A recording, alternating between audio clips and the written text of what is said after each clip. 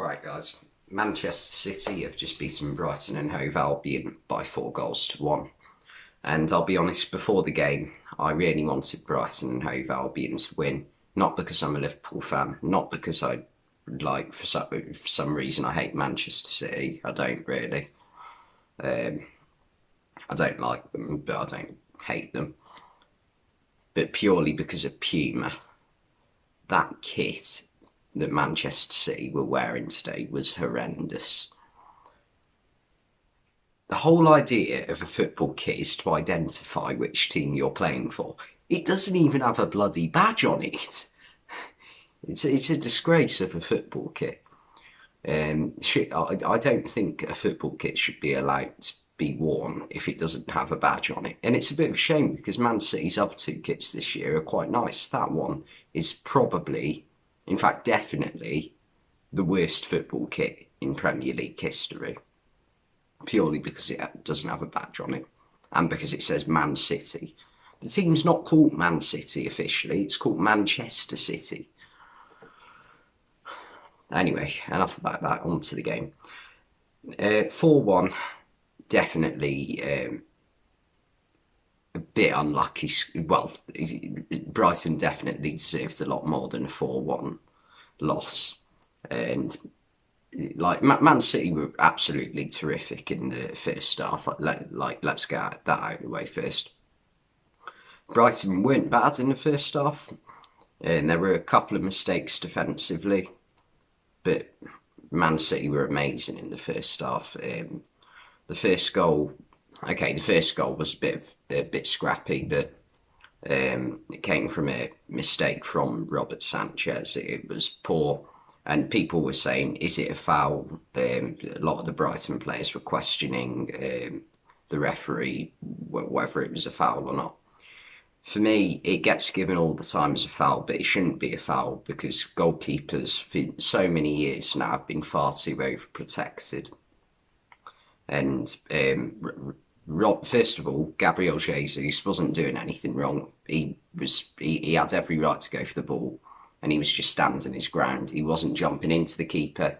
The keeper jumped into him, tried to claim the ball, dropped it from the collision with Jesus, which he shouldn't be doing. It should be an easy claim. And if it fell to Bernardo Silva, he sort of did an overhead kick to try and get it towards the goal. Fell to Ilkay Gundogan, who scored the easiest goal he'll ever score. It was good thinking by Bernardo Silva though to do that. That made it 1-0. The second goal, brilliant counter-attack goal from City.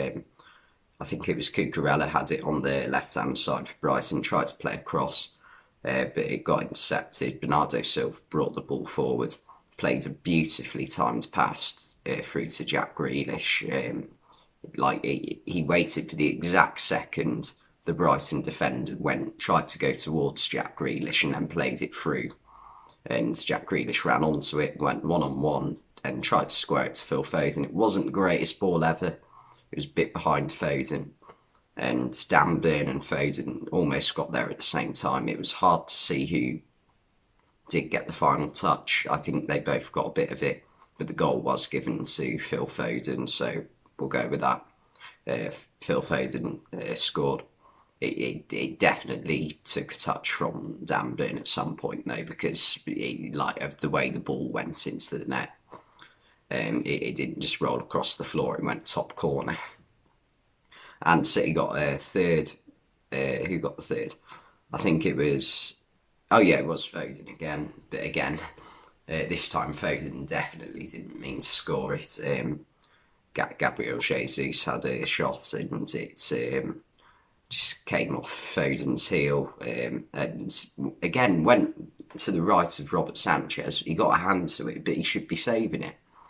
He definitely had a poor game today, Sanchez, in goal for Brighton.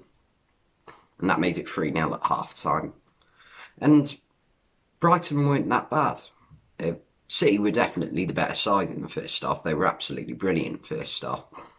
But then second half, Brighton did something that I didn't think they'd do, and they just came out with their heads held high and just went for it, which I'm I'm really impressed by. A lot of teams would just like try and sit back and try and stop it from being 5 or 6. Brighton kept it at 3 goals. Not only did they keep it at 3 goals until the very, very last minute of the game, they also could have scored multiple goals, really. Their goal did come through a penalty from a bit of a stupid decision by Ederson. It was a nice bit of play down the left-hand side. There was a question over offside. It could have been, it might not have been. I think last season it probably would have been given as offside. It was very tight, though. And there was a ball played through to Enoch Mwepu, who came on in the second half. Same with Tariq Lamptey, who was absolutely brilliant today. Lamptey was. And Ederson took him down. And Alex McAllister dispatched the penalty. Decent finish. Ederson nearly saved it. He got a hand to it, but it had enough power on it to get past him. And then right into stoppage time, Man City got the ball in Brighton's box for God knows for the first time in about half an hour. And Foden squared it to Mahrez, and Mahrez had a one-on-one, which he's good at one-on-ones, Mahrez, and he managed to lift it over Sanchez and make it 4-1. But Brighton were brilliant in the second half. I thought that's one of the best performances against a Man City team in a half that I've seen. They definitely deserved more. I think Brighton, you could argue, deserved a draw today in the way that they played. If their finishing had been better, and maybe Sanchez hadn't made the mistakes he did make, it probably would have been. Tariq Lamptey, though, his dribbling is unreal. There was one point where he's going nowhere. Jack Grealish is managing him, trying to keep him going away from goal. And he does 3 step-overs with his back to Grealish and just completely sends Grealish, turns around and then runs into the box with the ball. It was amazing. He's going to be some player, by the way, Tariq Lamptey. I know right midfield isn't really like a fashionable position in football anymore. Like with most teams either playing... I suppose if a team plays 3 at the back, it still works, which Brighton do. So maybe if he went to a team like Chelsea, that'd be perfect for him. But then again, obviously, you're up against Reece James, and he's just left Chelsea as well, I think, a couple of years ago. But,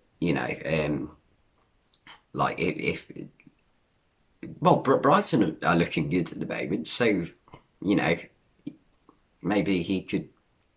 Maybe Brighton will just consistently get top half finishes in the next few years. Certainly have a chance of doing it if they keep Graham Potter, who's doing a brilliant job there.